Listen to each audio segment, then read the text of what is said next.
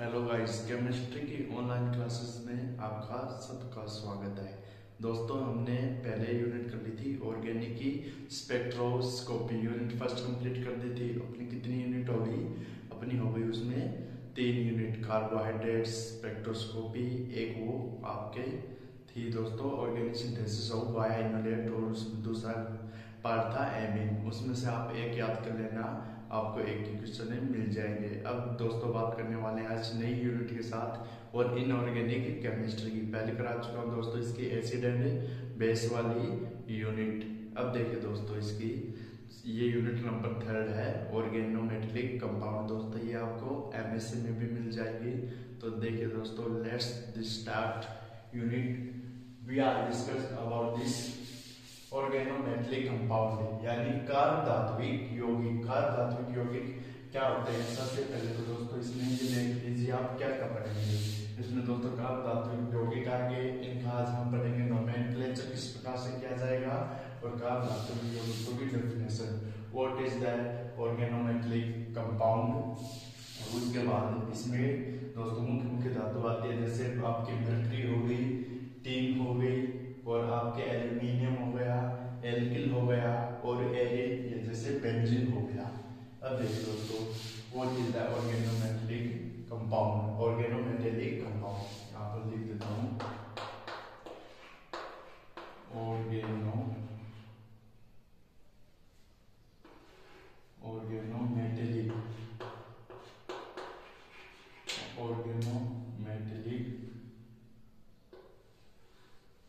Compound. कार्बधात्विक यौगिक, इसे कहेंगे कार्बधात्विक यौगिक।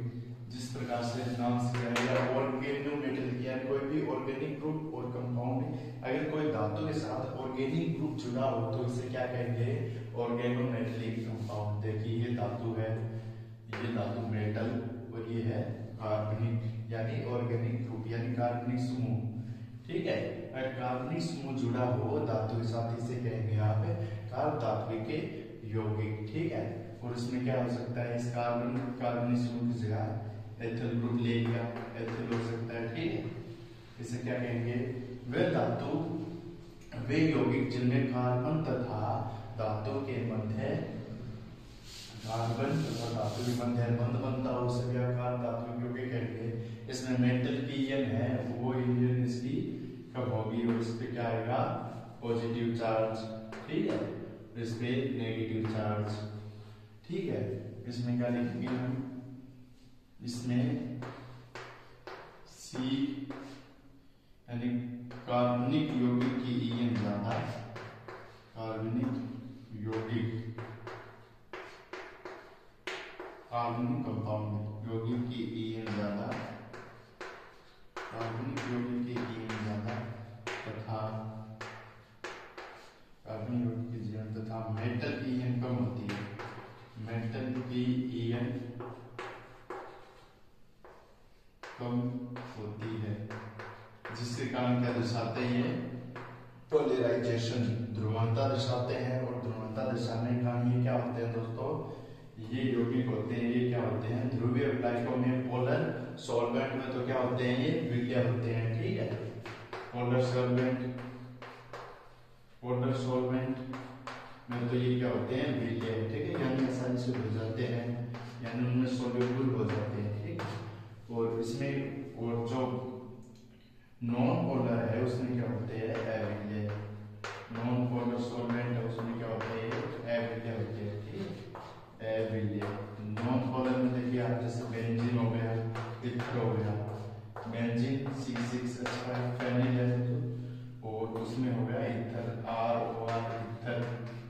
और इसमें पोलर में क्या हो गया? H2, यानी ये जल में तो आसानी से विलय हो जाते हैं, लेकिन बेंजीन तथा आपके इथर में आसानी से विलय नहीं होंगे। कार्बधात्विक यौगिक की फिर से डेफिनेशन देखिए, वे ही कार्बनिक यौगिक जिसमें कार्बन और एक तो मेटल समूह, एक धातु परमाणु तथा कार्बन परमाणु आपस में कार्बन तथा धातु बंध से जुड़े हुए, उसे आप कार्बधात्विक यौगिक यानी मेटल कंपाउंड कहते हैं। ये होगा मेटल कंपाउंड। अब देखिए दोस्तों, इसमें कितना पढ़ाता है छोटे नंबर में? Tetraethyl lead.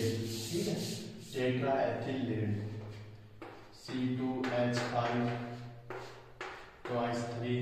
PB ये एग्जाम्पल आता है।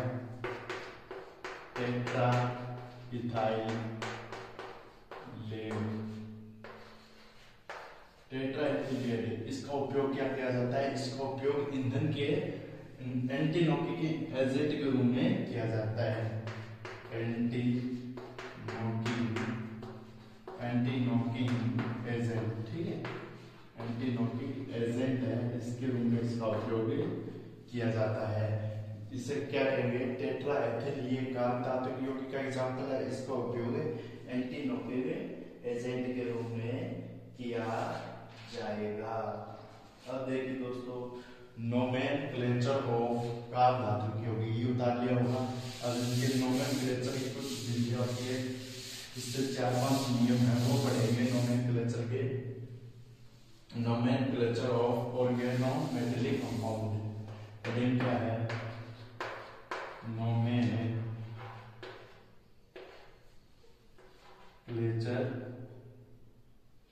ऑफ ऑर्गेनोमेटेलिक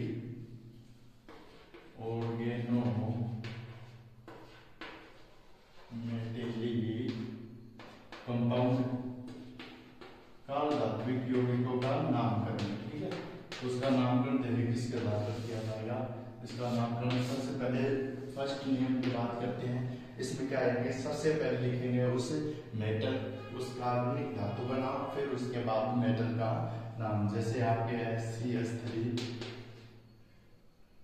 Li, ठीक है। सबसे पहले इसमें लिख देता हूं, सर्वप्रथम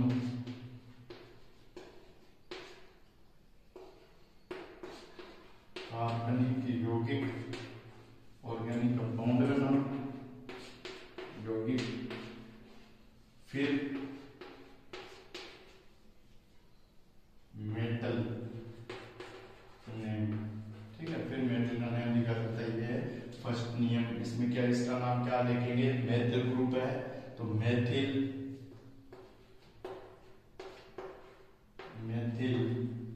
लिथियम,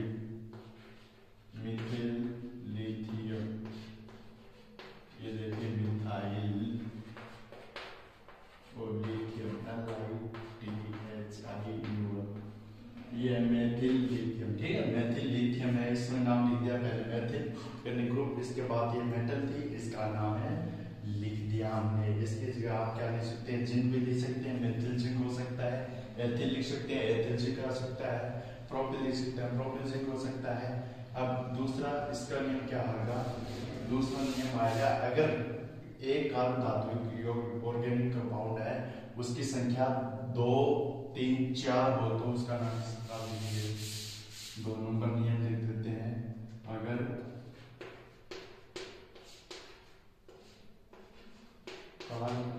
कार्बनिक ग्रुप की संख्या 2, 3 और 4 हो तो डाई ट्राई टेट्रा लगाएंगे, ठीक है। डाई ट्राई टेट्रा किसके रूप में लगाएंगे? प्रूव लगे के रूप में लगाएंगे, ठीक है। इसका नाम अगर मैं इसको लिख देता हूँ, ब्रैकेट 2 कर दिया मैंने, 3 कर दिया, तो क्या हो गया? Try lithium, try methyl lithium, ठीक है दोस्तों। ट्राई मेथिल लिथियम, इसका नाम हो गया try methyl lithium, try methyl lithium. पहले वाला नाम भी इसी प्रकार था, पहले था टेट्रा एथिल लेड, वो भी इसी प्रकार का था, ठीक है दोस्तों। इसको नोट करें, कर रहे दोस्तों इसको नोट। अब देखते हैं इसके आगे तीसरा नियम क्या कहता है? 2 नियम हो गए, पहले सामान्य कर दिया, फिर इसकी संख्या बढ़ा दी आपके कार्बनिक यौगिक की। थर्ड नियम है, अगर 2 आपके क्या हो? कार्बनिक समूह जुड़े हुए हो, कार्बनिक समूह की संख्या क्या हो? 2 हो। जिस प्रकार से, किस प्रकार से? कार्बनिक समूह की एक तो एथिल है, एक क्या है? एक मेथिल है, एक एथिल है, और इसके साथ क्या जुड़ा हो?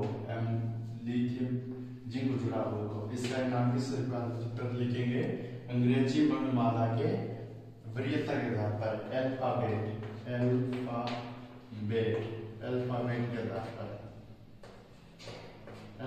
के आधार पर इसका नाम लिखेंगे। ये 2 नंबर आपका रूल हो, 3 नंबर रूल हो जाएगा। अल्फाबेट में एथिल सबसे पहले आता है, ठीक है, तो एथिल लिखेंगे। Ethyl methyl zinc, ethyl methyl zinc, ठीक है। ये हो गया अल्फाबेट के आधार पर। पहले एथिल ई आता है, फिर एम आता है, पहले एथिल फिर मेथिल फिर जिंक। ये ऑर्गेनोमेट्रिक का थर्ड रूल। अब इसके बाद में बात करने वाले हैं फोर्थ रूल की। फोर्थ रूल में क्या होगा, देखो दोस्तों, फोर्थ रूल है अगर क्या हो, अगर किसी कार्बनिक यौगिक में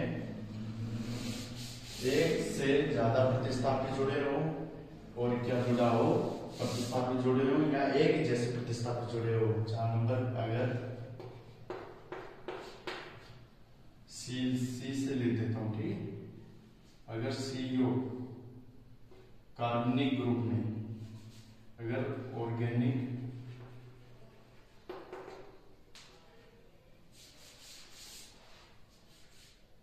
यौगिक के साथ प्रतिस्थापी जुड़े हो, प्रतिस्थापी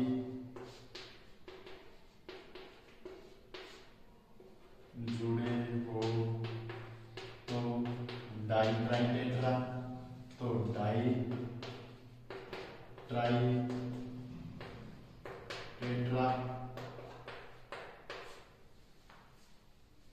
तथा अगर एक जैसे प्रतिस्थापी जुड़े हो, अगर एक जैसे प्रतिस्थापी जुड़े हो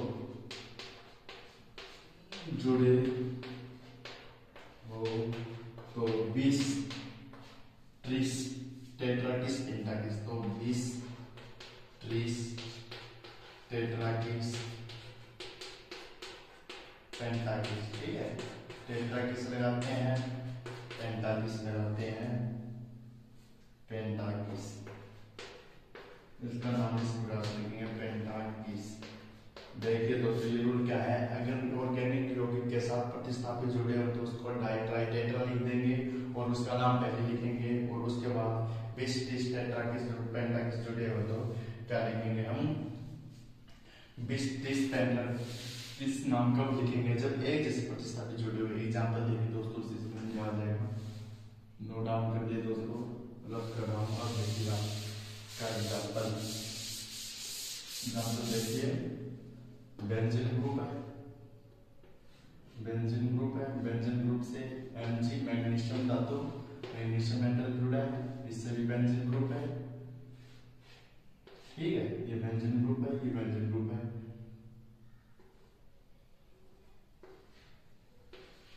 एक तो क्लोरीन Cl जोड़ दिया, एक यहां पर जोड़ दिया, एक यहां पर जोड़ दिया और एक यहां पर जोड़ दिया। इसी प्रकार से एक यहां पर जोड़ दिया, एक यहां पर जोड़ दिया, एक यहां पर जोड़ दिया और यहां पर जोड़ दिया। अब इसके नंबर करके इसका नाम लिखेंगे। ये दोस्तों एक जैसे ग्रुप है, Cl जुड़ा है सभी पर, इसके नंबर कर दे 1 2 3 4 5 6। तो कितने पर जुड़ा है, 1 नंबर पे, 3 नंबर पे और 5 नंबर पे। इसी प्रकार से भी 1 नंबर पे, 3 नंबर पे और 5 नंबर पे Cl जुड़ा है, तो इसे लिखेंगे हम। सबसे पहले लिखेंगे दोस्तों 20, ठीक है। 20 अगर दोस्तों एक बेंजीन और हो जाती तब इसका नाम क्या लिखते हैं हम, ट्रिस, और एक हो जाती तो पेंटाकिस, और इसी प्रकार Cl जुड़े हो तो 20। अब यहाँ पर ब्रैकेट लगा देंगे, 20 1 3 5 20 1 3 5 ट्राइक्लोरो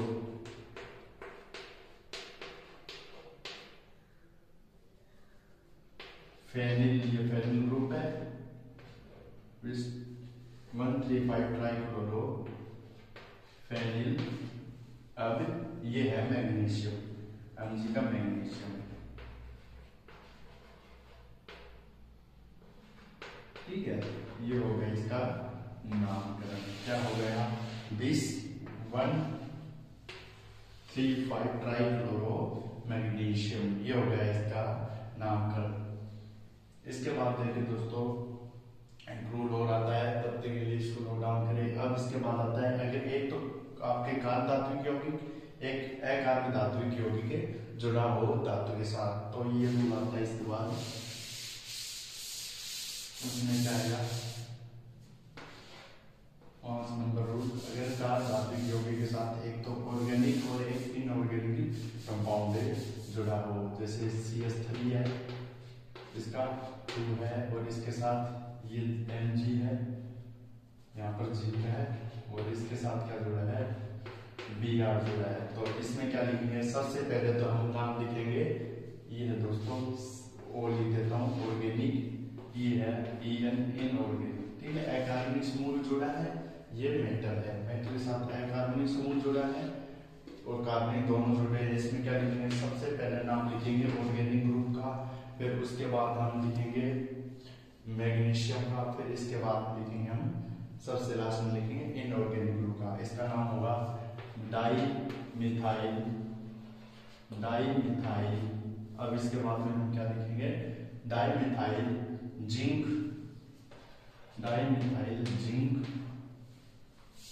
ब्रोमाइड, ये नाम होगा इसका डाइमिथाइल जिंक ब्रोमाइड। अगर दो अकार्बनिक समूह जुड़े हो तो इसका नाम होगा डाइमिथाइल जिंक ब्रोमाइड। अब देखिए, इसके बाद हम बात करने वाले हैं नेक्स्ट रूल की। 6 नंबर रूल आता है अपने dimethyl zinc bromide. 6 number rule आता है, अगर कोई भी आपको क्या दे दिया जाए, उपसंयोजक यौगिक दे दिया जाए, यानी कार्बोनिल ग्रुप वाला समूह जुड़ा हुआ हो तो उसका नाम, उसमें सबसे पहले तो हम मेटल का नाम लिखेंगे, फिर उसके बाद में हम कार्बोनिल समूह का नाम लिखेंगे। ये 6 नंबर है, जैसे Fe है, CO5 है, ये क्या है? एक संकुल यौगिक है, ठीक है। संकुल यौगिक में क्या है? Carbonyl group. अगर कार्बोनिल ग्रुप दिया गया हो तो सबसे पहले हम इसके मेटल का नाम 1 नंबर लगा देता हूँ, इस मेटल का नाम, फिर उसके बाद इसकी संख्या के आधार पर कार्बोनिल ग्रुप का नाम लिखेंगे, कार्बोनिल ग्रुप, ठीक है। इसका नाम लिखेंगे, जैसे इसका नाम हो गया Fe आयरन या फेरस आयरन पेंटाकार्बोनिल, इसे लिख देता हूं मैं आयरन पेंटाकार्बोनिल। ये हो गया इसके संकुल यौगिक का नामकरण। ये उपसंयोजक यौगिक कोऑर्डिनेशन केमिस्ट्री पढ़ी, उसमें ये कोऑर्डिनेशन कंपाउंड है, इसका आयरन पेंटाकार्बोनिल ऑर्गेनोमेटेलिक कंपाउंड से इस प्रकार से इसका नाम है लिखा जाएगा फेरस पेंटाकार्बोनिल। ये 5 है, इसलिए पेंटा लगा दिया। कार्बोनिल CO ग्रुप होता है। अगर अदरवाइज और भी हो तो, अरे यहाँ पर क्या हो, CN हो तो पेंटासाइनो, तो यहाँ पर आ जाता है आयरन पेंटासाइनो। देखिए दोस्तों, इसके बाद इसका लास्ट रूल लिखते हैं हम 7 नंबर या 6 नंबर, कौन सा है ये नंबर? 6 नंबर रूल है। अगर इसमें क्या हो, अगर आपको सिलिकॉन दिया गया हो तो इसमें सिलिकॉन को क्या लिखा जाता है? सिलेन। SI को क्या लिखेंगे? सिलेन तथा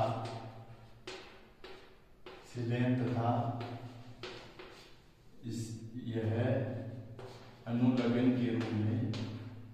अनुलग्न के रूप में सबसे लास्ट में लिखा जाएगा।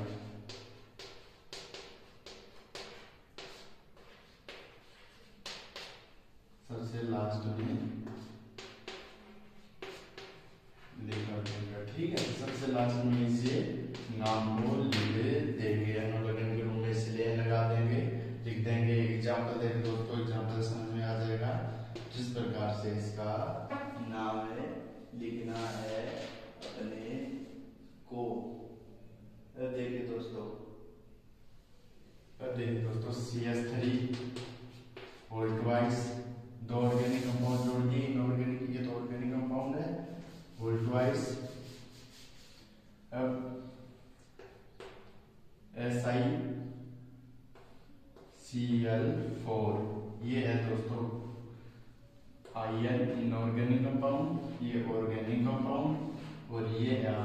एसआई धातु। और देखिए इसका आर्गेनिक किस प्रकार से देखेंगे, दो है डाई मेथिल, पहले तो ऑर्गेनिक ग्रुप का नाम लिख दिया। अब इसके बाद डाई मेथिल, अब इसके बाद आएगा tetrachloride, tetrachloro di methyl tetrachloro, एक साथ लिखना दोस्तों, इसके बीच में ये ऐसे लिखना है, सामने लिखा है टेट्राक्लोरो डाई मिथाइल टेट्राक्लोरोसिलेन। ठीक है, इस प्रकार से ये सिलेन लगा दिया एसआई का, ये इसका नेम हो गया, यानी डाई मिथाइल टेट्राक्लोरोसिलेन। बहुत ही नीचे दोस्तों ऑर्गेनिक मेटेलिक कंपाउंड। दोस्तों ये यूनिट बड़ी तो है लेकिन आसान है। ये दोस्तों आज हम बात करते हैं यहीं तक। इसके बाद हम नेक्स्ट लेक्चर में इसके टाइप देखेंगे और इसमें दो टाइप आएंगे। एक तो आपके लिगेंड के आधार पर उन्होंने व्यवहार के आधार पर बताया, एक सीएम प्रकृति के आधार पर ये प्रकार बताए, वो देखेंगे दोस्तों। आज के लिए इतना ही। आपको अगर समझ में नहीं आया है तो आप कमेंट बॉक्स में डालें कौन सा टॉपिक, उसको बता दिया जाएगा। और मैंने पीछे भी लेक्चर करा दिए, वो भी आप देखें। ओके दोस्तों, बाय, आपका दिन अच्छा हो।